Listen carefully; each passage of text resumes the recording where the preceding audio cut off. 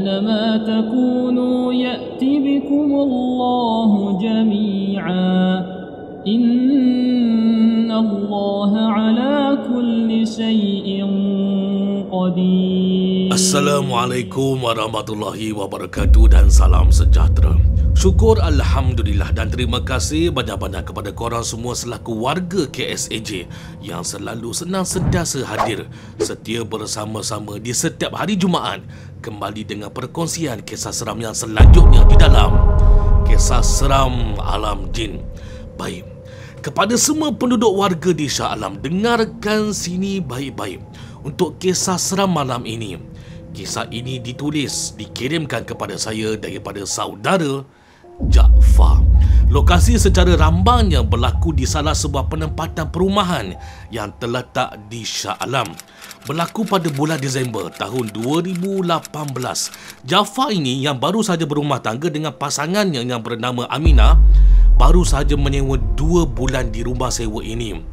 Tak disangka-sangka kebahagiaan yang sedang dilalui oleh dua pasangan suami isteri ini tercalit satu peristiwa yang sama sekali tidak boleh dilupakan sampai bila-bila. Jaafar masih lagi ingat pada malam 26 Disember tahun 2018. Malam tu Jaafar ni sedang menonton perlawanan bola sepak di antara pasukan Liverpool dan juga Newcastle. Malam tu Newcastle memang kena teruk belasah. 4-0 Liverpool tibai Newcastle. Game malam ni memang syok gila. Sehinggalah pada jam 1 pagi lebih, kalau diikutkan, Aminah ni, isteri kepada Jaafar ni, dah tidur dalam bilik. Tapi entah macam mana, boleh pula Aminah ni keluar daripada bilik, duduk di sebelah Jaafar dalam satu sofa yang sama.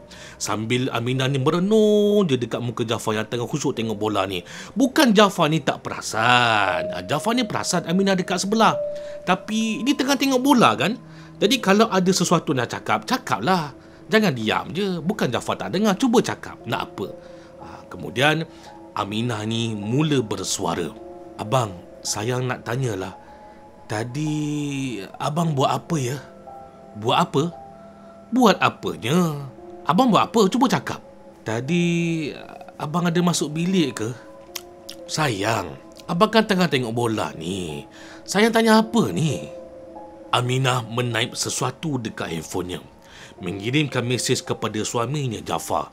Aminah ambil handphone Jaafar dekat meja, diserahkan pada Jaafar, memaksa Jaafar untuk baca kiriman mesej yang dihantar olehnya.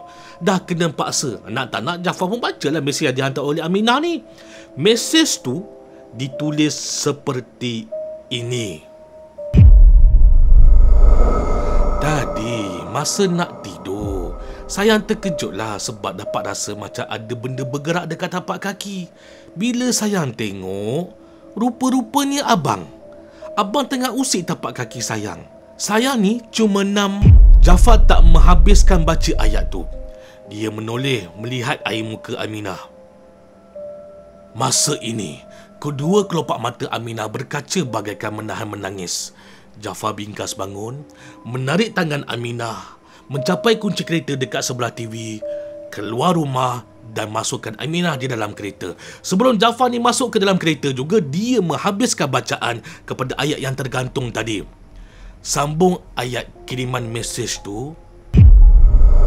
Sayang cuma nampak tangan abang, rambut, mata, separuh muka abang je yang saya nampak dekat penjuru katil. Lepas tu abang turunkan kepala abang macam menyorok. Bila sayang buat tak layan nak sambung tidur, yelah, ingatkan abang ni nak main-main nyorok dengan sayang. Sayang dengar abang jerit gol dekat depan. Itu yang sayang pelik. Sayang nak tanya, abang ke yang usik tapak kaki sayang tadi? Allahu Akbar, Astaghfirullahalazim. Apa dah jadi ni? Ada hantu ke dalam rumah aku ni? Jaafar masuk ke dalam kereta, start enjin dan terus beredar daripada rumah tu. Bila dah agak jauh, barulah Jaafar bagi tahu pada isterinya, sayang, sumpah bukan abang yang ada dalam bilik tu. Secara tak langsung, merau-raulah Aminah ni menangis dalam kereta sebab sudah terbukti bukan suami dia yang mengganggu dia dalam bilik tadi. Melihatkan keadaan Aminah macam tu, Jaafar berhentikan kereta di bahu jalan, terus memeluk muka isterinya, cuba untuk tenangkan Aminah. Inilah kali pertama Jafar melihat isterinya Aminah ni meraung menangis teruk macam tu. Sumpah demi Allah, Jafar sebagai seorang suami pun memang takut pada waktu ketika ini. Memang seram, tak boleh nak menafikan perasaan takut dalam hati ni. Lama kelamaan, apabila keadaan Aminah ni dah mula bertenang, Jafar pun teruskan pemanduan pusing-pusing dalam kawasan yang sama. Sebab otak ni tengah jam, tak tahu nak ke mana dah. Nawai tu asal tadi pun nak keluar daripada rumah, itu je. Tapi tak ada tujuan. Bila jam sudah menunjukkan hampir pukul 3 pagi, Jafar pun cubalah pujuk Aminah ni untuk balik ke rumah tu semula. Akan tetapi, Aminah tetap juga berkeras hati. Tak nak juga balik rumah. Tak nak balik. Betul-betul trauma keadaan Aminah ni. Jafar berfikiran kalau mereka nak tidur hotel pun tak ada masalah. Boleh je.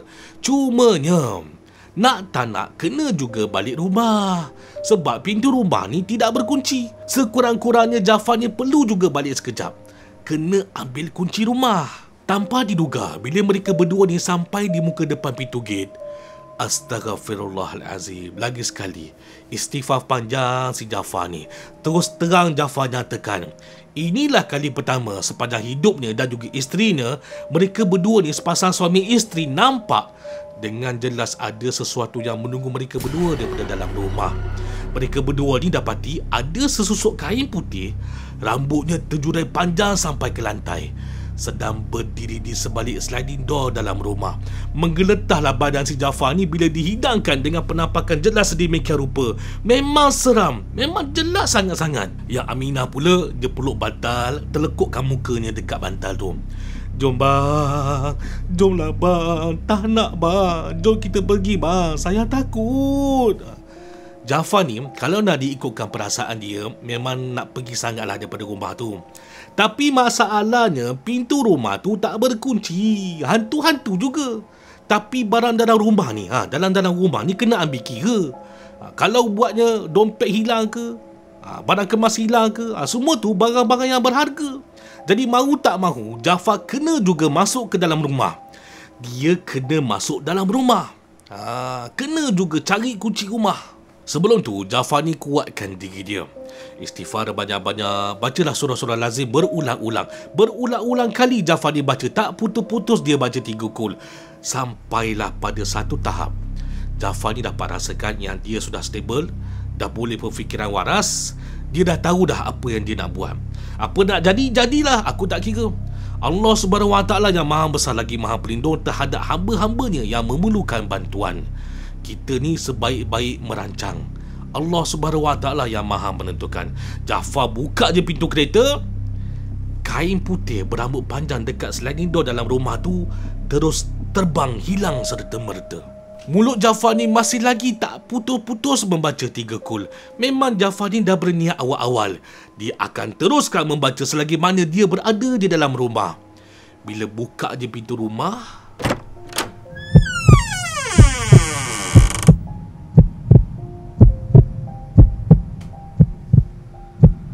Alhamdulillah, susuk kain putih tu memang benar-benar dah tak ada, dah menghilang. Entahlah benda tu masuk ke dalam bilik ke, pergi ke arah dapur ke, menyuruh ke dalam bilik air ke, wallahu a'lam. Lagi banyak dia fikir, lagi takut dibuatnya nanti. Mata Jafar ni memang dah tak pandang dah, kiri kanan atas belakang dah memang tak pandang dah. Dia hanya tumpukan pada pandangan depannya saja, hanya fokus pada apa yang dia nak cari saja. Dengan bunyi yang bukan-bukan, lantak situ, jangan dia ambil kira, biarkan. Sesudah Jafar ni ambil kunci dekat ruang tamu, Jafar tak ada pilihan lain. Dia kena juga masuk ke dalam bilik sebab dompet dia dan juga beg tangan Aminah ada dekat dalam bilik mereka ni. Walhal di situlah bermulanya gangguan si hantu jin syaitan tu tadi. Pada saat situasi inilah yang membuatkan Jafar betul-betul takut. Bayangkanlah saudara dan saudari semua, Jafar ni sedang bergerak dengan sangat pantas tau. Dia tak endahkan apa yang berlaku di sekeliling dia. Dia hanya fokuskan dengan barang yang dia nak ambil saja. Bila dia dah masuk dalam bilik, lampu tidur di dalam bilik tu sedang switch on. Jadi dia nampaklah kedudukan dompet tu di mana dia dalam bilik. Baru saja capai, baru saja pegang dompet, keadaan menjadi gelap. Gelap sangat-sangat. Bermaksudnya apa? Bermaksud kita faham, rumah sudah blackout. Walaupun dompet sudah dapat, yang menjadi masalah utamanya sekarang ini, di manakah kedudukan beg tangan Aminah? Di mana terletaknya beg tangan Aminah? Handphone dah lah tertinggal dalam kereta, jadi sekarang nak buat macam mana? Gelap sangat dah ni. Kalau korang berada di dalam situasi Jafar ni, apa yang korang akan buat? Apa yang korang fikirkan pada waktu itu? Jafar teraba-raba mencari beg tangan Aminah. Mulut ni masih lagi tak putus-putus membaca 3 kul. Tapi mungkin disebabkan memori yang tersimpan dalam kepala otak si Jafar ni, maka gerakan langkah kaki dan juga tangannya bertindak secara langsung memainkan peranan untuk ingat kembali kedudukan barang-barang di dalam bilik tersebut. Raba punya raba, cari punya cari. Akhirnya, alhamdulillah, beg tangan Aminah dapat dicapai. Sejurus selepas itu, Jafar tak buang masa, terus berlari keluar daripada bilik. Dalam keadaan panik tengah berlari, masa Jafar sedang melewati dalam rumahnya yang gelap tu, tiba-tiba Jafar dapat rasakan tahu, dekat tapak kaki dia terpijak ada gumpalan rambut di atas lantai. Uish, idaklah dia nak berhenti, idaklah dia nak tengok, dia nak cek. Dia terus berlari tanpa melihat kembali apa yang ada di belakangnya. Jangan cari pasal, jangan cari pasal Kuma. Dia tutup pintu, dia kunci pintu rumah. Kemudian Jafar masuk ke dalam kereta. Pecut sepecut-pecut pemanduannya berambus daripada rumah tu. Aminah yang tadinya dekat seat depan, sekarang ni kelihatan sedang baring sambil menangis dekat seat belakang. Biasalah tu, perempuan mana yang kuat hatinya kalau diganggu dengan gangguan angker yang berat macam ni? Mestilah dia dalam keadaan yang sangat lemah, trauma. Biarkanlah dia baring dekat belakang. Lebih kurang pukul 3.30 pagi. Jafar ni bercadang nak tidur di hotel murah yang dekat je dengan perubahan rumah sewa dia ni. Sampai di lobi hotel, bila dah selesai daftar, dah dapat kunci bilik, barulah Jafar ni nak panggil Aminah dalam kereta. Kesian Aminah ni, letih sungguh dia malam tu.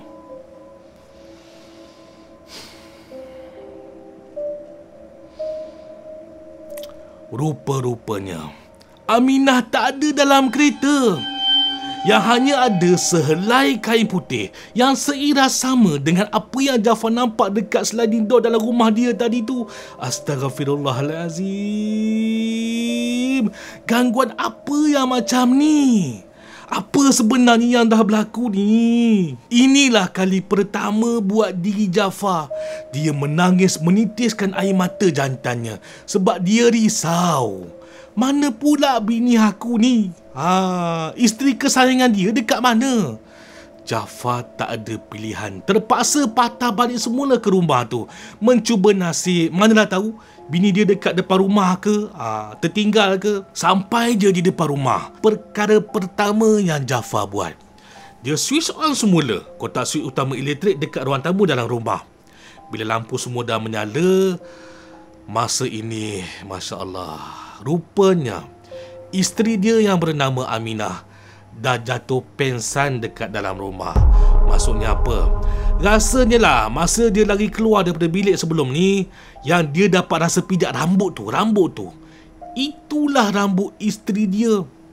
Dia terpijak rambut isteri dia rupanya. Persoalannya sekarang ni, macam mana Aminah boleh terbaring pengsan dekat situ? Dia dokong isteri dia masuk ke dalam kereta, kemudian pergi ke hospital berhampiran. Malam itu tidak bermalam di hotel, tapi bermalam berjaga di unit kecemasan di hospital tu. Isunya di sini, sejak bila isteri dia pengsan? Adakah masa Jafar sedang mencari dompet dalam bilik tu, isteri dia dah pengsan dekat dalam rumah? Atau dari seawal lagi, ketika Jafar ni sedang menonton bola di ruang tamu, Aminah sudah tersedia pengsan di belakangnya. Lalu semua ini hanya mainan serta lakonan jin syaitan tu pada Jafar. Boleh jadi tak macam tu? Keesokan hari je, bila Aminah ni dah okey, dah stable, dah sedarkan diri, dah discharge daripada hospital, barulah Aminah terangkan apa sebenarnya yang sudah berlaku. Begini, masa tu memang Aminah tengah tunggu dalam kereta. Tapi ingat tak, kemudian tiba-tiba rumah blackout kan? Masa ini Aminah dapat lihat tahu suaminya si Jafar tengah melambai tangan daripada pintu dalam rumah. Melambai tangan memanggil Aminah untuk masuk juga ke dalam rumah. Aminah ni memanglah takut, idaklah dia nak masuk ke dalam rumah. Tapi entah macam mana, kaki Aminah ni macam dipaksa bergerak juga tau. Pergi masuk ke dalam rumah juga. Dia tak nak, tapi kaki ni digerakkan, macam bukan digerakkan oleh dia. Secara spontan, Aminah ni terikut juga masuk ke dalam rumah. Bila berada di dalam rumah, barulah Aminah sedar iaitu bukan suami dia. Sebab mukanya muka perempuan. Badan, rambut, baju memang sama macam si Iras, macam Jafar. Tapi muka ni muka perempuan. Sedang senyum menyeringai keseraman pada Aminah. Masa itulah Aminah jatuh pingsan, tidak sedarkan diri. Hui, seram. Jadi korang semua yang menonton, pasangan suami isteri ini akhirnya mengambil keputusan untuk keluar daripada rumah sewa itu pada hari yang sama juga. Masing-masing dahlah bekerja. Jadi nak tak nak, kenalah ambil cuti sebab kena uruskan kendalian perihal rumah sewa semua ni. Mujurlah tuan rumah sewa itu pulangkan semula deposit rumah sewa kepada mereka berdua. Sebab rupa-rupanya sebelum ini tuan rumah sewa ada dengar juga komplain daripada penyewa sebelum ini. Tetapi masa itu penyewanya student. Jadi sangkaan tuan rumah ingatkan budak-budak ni nak bergurau je. Tidaklah ambil serius.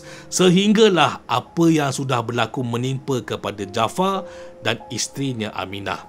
Barulah tuan rumah sewa ini sedar ada sesuatu yang dah menumpang menjadi penghuni di dalam rumah sewanya. Sekarang sudah tahun 2023. Entahlah apa status terkini rumah sewa tu. Dah elok ke belum? Dah ada penyewa baru ke tidak? Tak ketahui maklumat lanjut rumah sewa berkenaan. Bagi Jafar dan juga isterinya, cukuplah setakat apa yang mereka lalui. Janganlah ada gangguan yang lain pada penyewa yang seterusnya. Jafar sentiasa mendoakan agar tuan rumah sewa tersebut dipermudahkan urusan dalam mencari jalan penyelesaian. Itulah kisah yang dikongsikan oleh pasangan suami isteri Jafar dan juga Aminah. Jafar kata jangan tanya pada mereka di mana lokasi dan alamat sebenar rumah tersebut. Sebab dia sedar dia sedang menggalas tanggungjawab yang besar untuk tidak dedahkan maklumat terperinci terhadap rumah sewa berkenaan. Biarlah ianya kekal menjadi kenangan pahit buat mereka berdua dan juga asbab kepada tuan rumah tersebut untuk membersihkan rumah berkenaan daripada sebarang gangguan yang lainnya. Mudah-mudahan kisah ini menjadi tauladan dan pengajaran kepada semua golongan tuan rumah sewa dan juga penyewa di luar sana. Terima kasih banyak-banyak pada korang semua yang sudi hadir, sudi menonton, sudi menghayati dan menghargai butir-butir kisah yang disampaikan. Mohon kerjasama baik pada mereka yang menonton ini untuk tekan button subscribe, share dan juga like supaya menjadi asbab bertambahnya warga-warga dalam keluarga KSAJ. Sekiranya kalau kalian ada pengalaman angkering yang ingin dikongsikan, bolehlah WhatsApp saya dekat nombor yang tertera di paparan skrin ini. Semua kisah yang dikongsikan saya akan leraikan satu persatu, antara cepat atau lambat sahaja. InsyaAllah kita akan bersua lagi di topik bicara dengan kisah-kisah seram yang lebih angker, kisah-kisah seram yang lebih misteri, dan mungkin juga ada kisah seram yang agak lucu di dalam kisah seram alam jin. Assalamualaikum warahmatullahi wabarakatuh. A'udzu billahi minasy syaithanir rajim.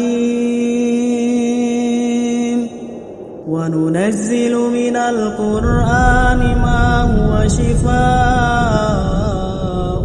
wa rahmatun lil mu'minin wa la yazidud dhalimina illa khasara.